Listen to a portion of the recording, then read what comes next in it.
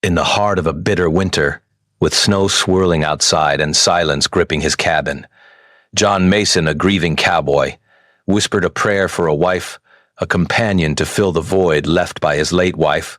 Little did he know, his prayer would bring an unexpected visitor with secrets of her own. Welcome to Wild West Awesome Tales. If this story touched your heart, don't forget to subscribe and hit the bell icon to join us on our Wild West journey. We'd love to know where you're watching from. Drop your city name in the comments below. Feel free to ask any questions about the story. And let's start the video. The sun had long set, and the temperature had plummeted. A biting wind whispered through the cracks of the old cabin, its icy fingers creeping into every corner. The winter storm outside was unrelenting, a swirling mass of snowflakes and gusts that seemed to choke the air, making the world beyond invisible. Inside, the warmth from the fire offered little comfort to John Mason, who sat slumped in his worn-out chair. The embers crackled, casting dancing shadows on the walls, but his heart felt colder than the frost that covered the window panes. John Mason, a man once full of life and laughter, had become a shadow of his former self. 2 years ago, his world had been torn apart when his beloved wife, Elizabeth, passed away from a sudden illness. A cough had turned into something more, and within weeks, she was gone. The sorrow that followed was an unrelenting companion, and the memories of her lingered in the cabin like a ghost that refused to leave. He had been her protector, her partner, and the love of her life. But now, alone in this cabin, he was only a man of quiet desperation, a man who longed for a return to something that could never be. The life they had built together seemed so far away now. The house that had once echoed with their shared conversations was silent, and every room seemed to reflect the absence of her presence. His days were filled with routine, feeding the horses, mending fences, chopping wood, but there was a hollowness to it all. Every task felt meaningless without someone to share it with. The fire that burned in the hearth was warm, but it couldn't fill the emptiness inside him. As the wind howled outside, John gazed at the fire, his mind drifting back to the days when everything had been simpler. Elizabeth had always been the calm in the storm, her soft laugh, her reassuring smile, and the way her touch could make everything feel better. When she passed, John didn't know how to go on. There was no guidebook for this kind of pain, no roadmap to follow.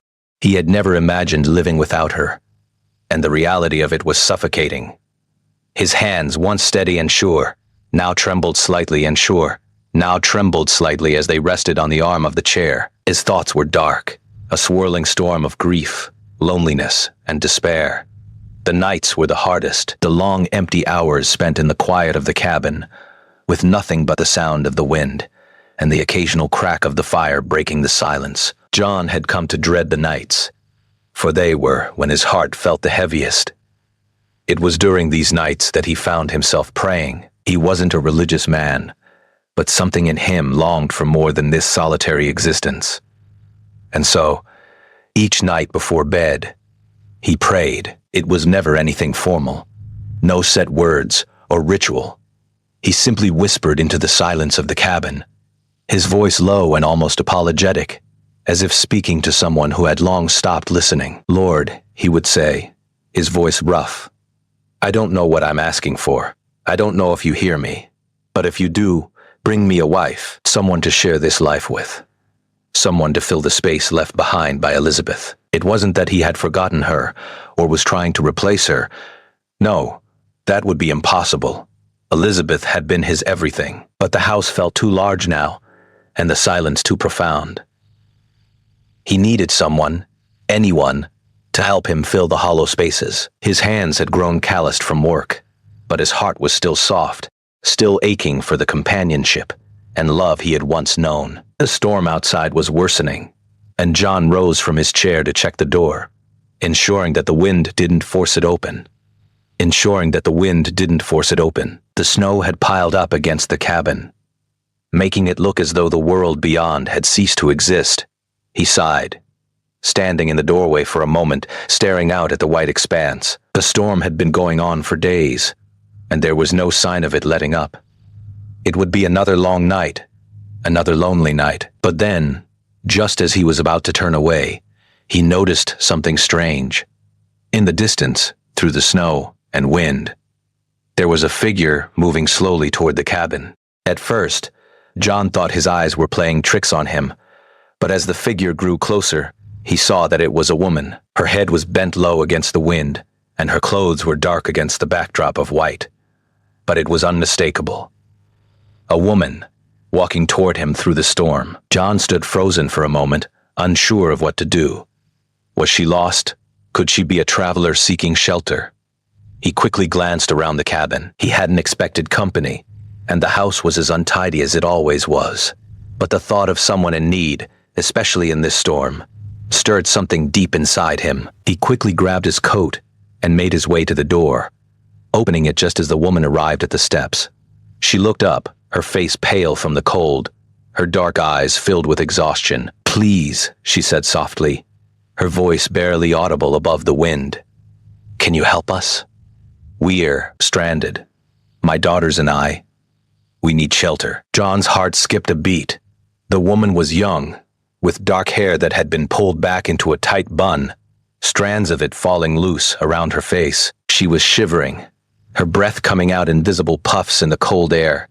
Behind her, 3 small figures huddled together, their small faces huddled together, their small faces peeking out from beneath scarves and coats. They were girls, young girls, probably no older than 8 or 9. John didn't hesitate. Story. They were girls, young girls, probably no older than 8 or 9. John didn't hesitate. "Come in, quick," he urged, stepping aside to let her and the girls inside. The woman didn't say much, but the gratitude in her eyes spoke volumes. She was a stranger, but she had come at the right moment. As the door closed behind them, John ushered them toward the fire, where the warmth of the flames welcomed them in from the harsh cold. The woman sank onto the nearest chair, her body trembling from the cold. Her daughters followed her, sitting down with a quiet grace. They were all exhausted, their cheeks red from the cold, their eyes wide with the uncertainty of the storm. John's cabin, once so empty, now felt full, and for the first time in what felt like an eternity, he wasn't alone. There was a woman in his house, with her daughters by her side. His heart, still aching with the loss of Elizabeth, stirred with the faintest glimmer of hope. The fire crackled, and as John offered them food and drink, he couldn't help but wonder who they were, where they had come from, and why they were here. But one thing was clear. She had come when he had prayed for her. She was here for a reason, and though her presence brought many questions, it also brought something else, something he hadn't dared to feel in a long time. Hope. As the storm raged outside, John sat by the fire, watching the woman and her daughters, listening to their soft murmurs and the quiet rustling of their clothing. He couldn't quite place it, but something about them felt right. Longing in his chest stirred again. And for the first time in 2 years, he dared to believe that this moment might be the beginning of something more than just survival. Maybe it was the beginning of healing, but he didn't know yet. He only knew that somehow his prayer had been answered. The snow had not stopped since the moment the woman and her daughters arrived. It continued to fall relentlessly, blanketing the world outside in a thick, unforgiving layer of white. The wind howled in the distance, and though the fire in the cabin blazed brightly, there was a chill that lingered in the air, a reminder of how harsh the world outside could be. But inside, the warmth of the hearth and the presence of the strangers offered something John hadn't known he needed: life. Noise, the faint but welcome stirrings of something resembling joy. As the woman sat by the fire, her daughters huddled close, sipping on warm broth John had made from the last of the chicken he had kept in the freezer. Their eyes were wide, their faces pale from the cold, but there was an undeniable softness to their features, a tenderness in the way they looked at each other. There was something about them, something that made John feel both protective and at ease. The girls were young, perhaps 8 or 9, but their quiet dignity spoke of a life lived with discipline, and he could see the mother's warmth reflected in their behavior. John watched them carefully, all the while his heart beating louder than the storm outside. The woman, who had introduced herself as Sarah, appeared to be in her early 30s. Her dark hair, now slightly damp from the snow, hung loosely around her shoulders. Her face, though beautiful in its quiet way, carried the weight of years, years that had hardened her, that had put a distance between her and the world. There was no laughter in her eyes, only a kind of guardedness. If she had seen too much to believe that anything good could last. The quiet between them stretched long, with only the crackling of the fire filling the silence. Sarah had not yet explained how she and her daughters had come to be out in the storm. John had tried to strike up a conversation, offering food and warmth, but Sarah had been reticent, offering only the barest of details. She was polite but distant, her responses brief. John, too, didn't push. He knew all too well the weight of carrying secrets, of holding things back. He had his own pain, his own wounds, and he didn't expect anyone to open up until they were ready.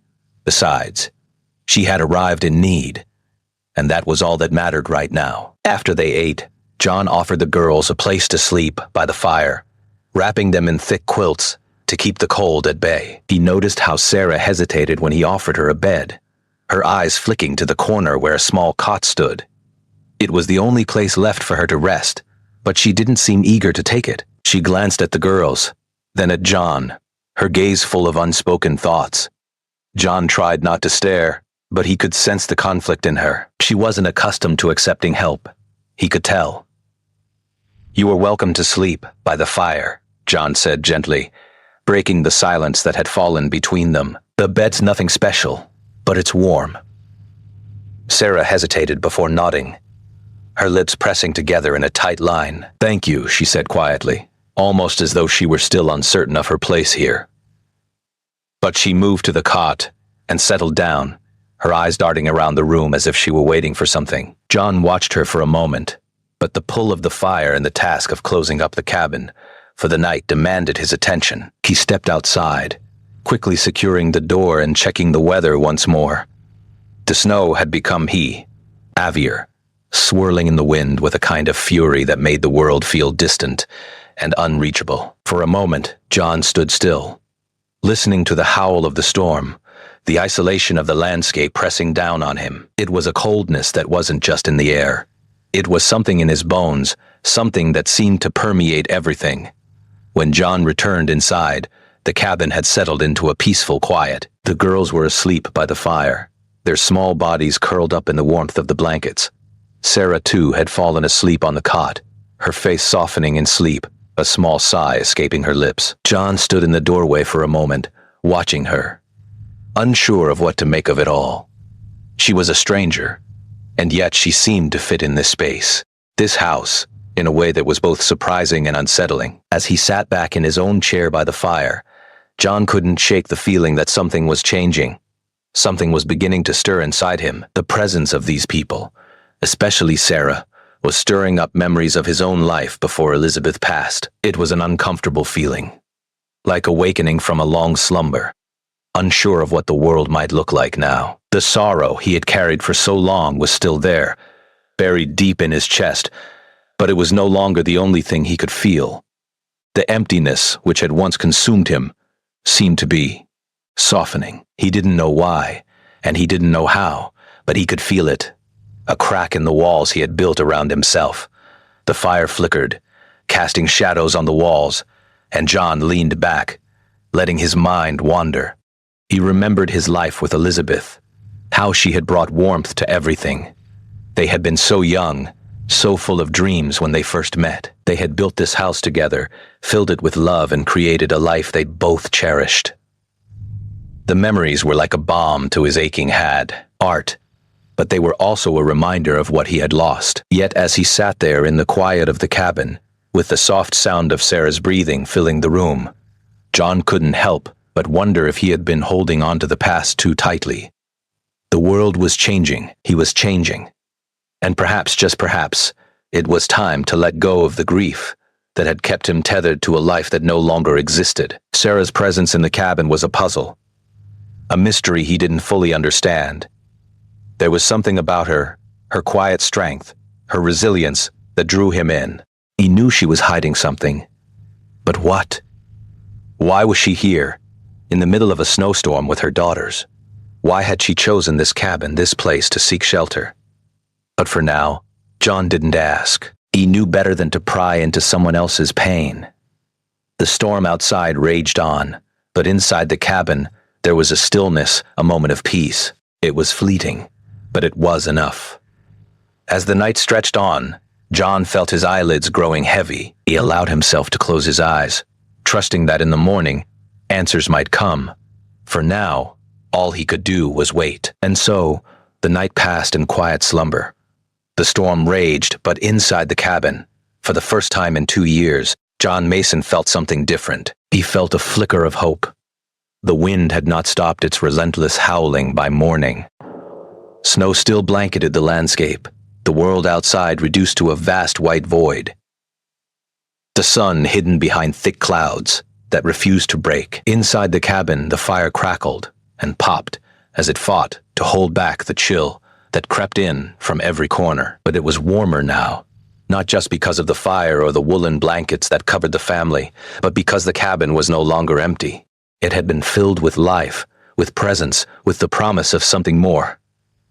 John awoke early, as he always did, high, his body well acquainted with the rhythm of early mornings and long hours of labor. But today felt different. There was a weight in the air, something more than the burden of his solitude, something that shifted when he least expected it. It wasn't the absence of grief, for grief remained, but it was the presence of something new, a stir of emotion he hadn't expected. It was the quiet hope that had begun to take root in his heart. When Sarah and her daughters arrived, he lay there for a moment, listening to the wind outside, feeling the weight of the night's silence. The house was still, but not silent. The girls had settled close to the fire, still curled in the thick quilts. Sarah was in the corner, her face peaceful in sleep. John allowed himself a moment to observe her, to appreciate the quiet grace she carried, even in rest. There was a strength in her that he couldn't ignore, a strength that reminded him of Elizabeth, in her most determined moments. It wasn't the same, of course, but it felt similar, and he wondered if that was why his heart had begun to awaken. He rose quietly, moving through the cabin with the careful tread of someone used to early mornings. There were chores to be done, horses to tend to, and fires to stoke, but he couldn't help but linger on the thought of Sarah and her daughters. They had come to him in the storm, looking for shelter, but John felt an unspoken connection. He couldn't pinpoint what it was, but it was there, and it was undeniable. He went to the barn, the cold air biting at his cheeks as he stepped outside. The snow had accumulated even more overnight, and John's boots crunched loudly as he made his way to the horses. He had always enjoyed the solitude of the ranch work, the horses, the land, the simple satisfaction of a day's labor. But today, even the sight of the horses did little to still the storm in his mind. As he tended to the horses, his thoughts turned back to Sarah. She was a mystery, and the more he thought about her, the more questions he had. Her story was fractured, incomplete. She had told him nothing of her past, of who she had been before. She came here and John knew there was something she was keeping hidden. But the longer she stayed, the more he felt a connection to her, a sense of familiarity. Her presence didn't feel intrusive, despite how little she revealed. There was an odd comfort in it, as though he had known her for far longer than the short time they had shared. When he finished with the horses, he made his way back to the cabin. The fire was still burning bright, and the warmth from it made the cabin feel almost too small, too close. The girls were awake now, and they greeted him shyly, their eyes wide and innocent. The youngest one, a girl no older than 7, smiled at him with a gap-toothed grin. Her hair was tangled from sleep, and she clutched a stuffed bear close to her chest. It was a small, simple gesture, but it made John smile in return. "Good morning, mister," the little girl said in a soft voice, her cheeks flushed from the warmth of the fire. John chuckled softly. "Morning, little one," he replied. "You sleep well." She nodded, her small face lighting up with the innocent joy of childhood. It was a rare thing for John to witness these days. Such pure, untarnished joy. The innocence of children had always struck him deeply. They didn't understand the weight of the world, the struggles and heartaches that adults carried. Their world was simple, filled with warmth, safety, and the promise of something better. He wondered how long this peace would last. The two older girls sat by the fire, their heads bent as they worked on small crafts with the scraps of fabric they'd found in the corner. Their movements were quiet, careful. It was as though they had leisure to occupy their time without making noise, without demanding attention. John couldn't help but notice how well they had settled into this place, this home that was still so foreign to them. Sarah was up now, too, sitting at the table with a steaming cup of tea in her hands. Her face was tired, but there was a softness to her demeanor that was impossible to ignore. The firelight danced on her face, casting shadows that made her seem older than she was. She had removed her coat, revealing a simple worn dress beneath. It was threadbare in some places, but it didn't seem to bother her. She had a quiet strength in her that John admired.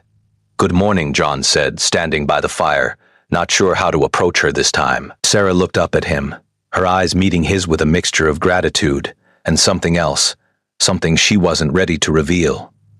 "Morning," she replied softly, her voice still laced with exhaustion. John felt the weight of the unspoken words between them, the questions that lingered in the air. He knew there was something she wasn't saying, something she was holding back, but he wasn't sure if he was ready to push her for answers.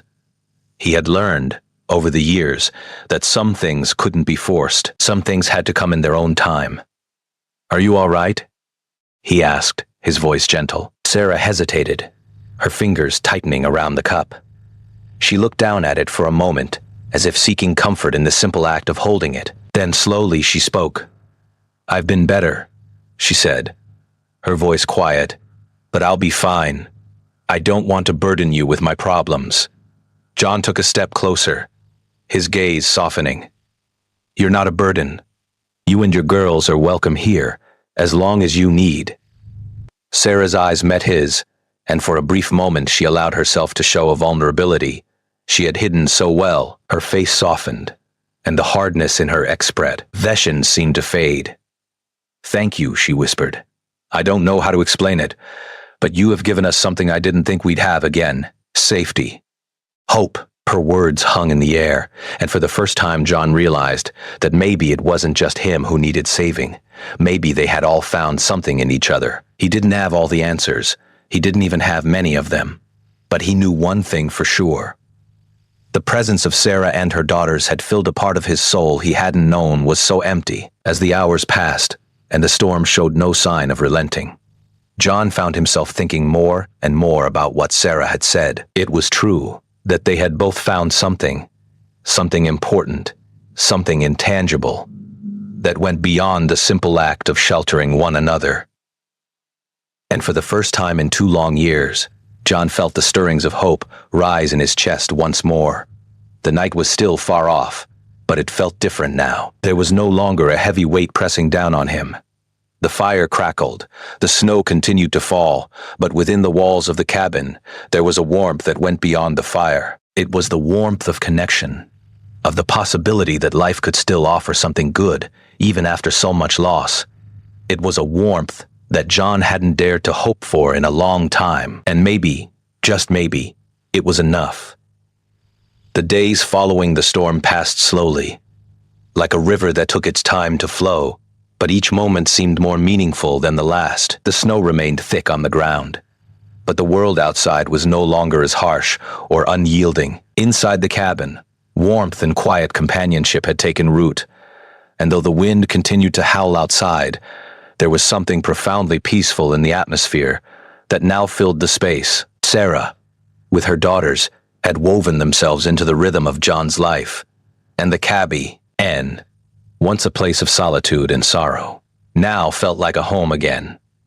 John woke up earlier now, though he never called it a habit. There was a quiet satisfaction in the mornings, waking up to the low murmur of the fire, to the sight of Sarah and the girls still wrapped in their blankets, safe and warm. The routine of the days had begun to settle in, and although there were still many unspoken words between him and Sarah, something in the unspoken connection between them had begun to grow stronger.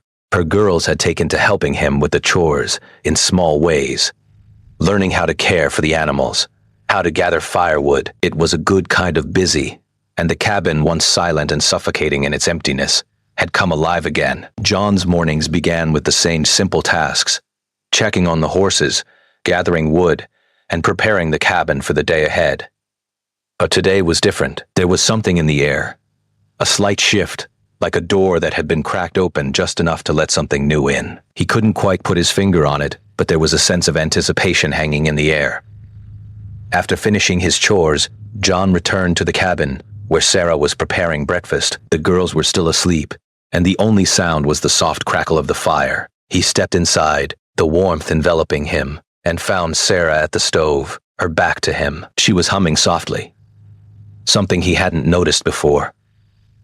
The melody was simple, but there was something about it, something tender in the way she moved. She turned to face him, and for a moment, they just stood there, looking at one another. It was as if the air between them had become thick with words that neither of them knew how to say. John knew Sarah wasn't one to open up easily. He understood that now. But the more time they spent together, the more he felt as though she might eventually let him in. "You were up early," Sarah said, breaking the silence, her voice still soft but warmer than it had been when she first arrived. John smiled gently. "I always wake up early, a habit from the old days." She nodded, offering him a small, understanding smile. "I know what you mean. I've had my own habits too." They exchanged a glance, and for a fleeting moment, John felt a connection between them. One that didn't need words. They were two people with their own histories, their own losses, but they had found something in each other, something neither had expected. It wasn't the same as what he had once had with Elizabeth, but there was something beautiful in the way Sarah had come into his life, uninvited, yet needed. "You don't have to make breakfast," John said, his voice quiet. "You're our guest." She shook her head, her long dark hair falling over her shoulders in soft waves. "We're not guests anymore, John. We're family now." Her words surprised him, and for a moment, he was unsure how to respond. It was simple, yet it carried a weight, an unspoken promise that they would stay, that they would share this home, and that whatever had brought them together would not be easily undone. John's heart fluttered at her words, but he didn't let it show. Instead, he took a step closer to the fire, leaning against the mantel, his gaze on the flickering flames. "We've both been through a lot, Sarah," he said softly. "And I know you've got your reasons for not sharing everything. I don't need to know them now. But when you're ready, I want you to know you can talk to me." Sarah paused, her back still turned to him as she stirred the pot. She didn't respond immediately, but after a few moments, she spoke, her voice quieter than before. "I know you don't expect anything, John, but there's so much I can't say yet. So much I'm not ready to share. And maybe I never will be." She turned, her dark eyes meeting her expression softening. "But what I can tell you is this. You have given me something I didn't think I would ever have again. Hope." Her words were gentle, and yet they carried the weight of everything she had been holding back. John didn't know what her past was. He didn't know the pain she had been carrying. But he didn't need to. He could see it in her eyes, in the way she carried herself. He could see it in the way she looked at her daughters, in the way she protected them with every fiber of her being. She was a mother who had been through more than most could bear, and yet here she was, standing in front of him, vulnerable, but stronger than anyone he knew. "I understand," John said, his voice low and steady. "You don't have to say anything you're not ready to. But you don't have to carry it all alone either." Sarah took a deep breath, her shoulders relaxing slightly, and she gave him a small, almost imperceptible smile. "I know that. I'm just not used to leaning on anyone. It's been a long time." John nodded, the silence between them, thick with unspoken understanding. They didn't need to explain everything right now. The connection they shared didn't require words. It was something that transcended the need for them. And as Sarah turned back to finish preparing breakfast, John stood there for a moment, watching her. It was in that moment that John realized something profound. Life had a way of surprising people, of delivering moments that felt like they were meant to be. He hadn't expected Sarah and her daughters to come into his life. But now that they were here, he couldn't imagine a life without them. His heart had been closed off for so long, grieving the loss of Elizabeth, that he had forgotten what it felt like to open up, to let someone else in. But Sarah had done that. Without even trying, without even knowing it, she had broke. Then through the walls he had so carefully built around himself, and in doing so, she had reminded him that there was more to life than pain. There was also love. There was hope. There was the possibility of something new. John stepped closer to the table, ready to share breakfast with Sarah and the girls. The storm outside had not yet passed, but inside there was warmth, not just from the fire, but from something deeper, something that was beginning to take root between them. It was the beginning of a new chapter, one that neither of them had expected, but both of them needed. As Sarah served the breakfast, the girls slowly began to wake, rubbing their eyes and stretching, their faces still soft with sleep. The cabin was filled with the sounds of life, of warmth, laughter, and the promise of something more. Outside, the storm raged on, but inside the cabin, the world was changing, and for the first time in 2 long years, John Mason felt something he hadn't dared to feel in a long time. Peace. It was a fragile peace, one that still had many unanswered questions, but it was there, and that was enough.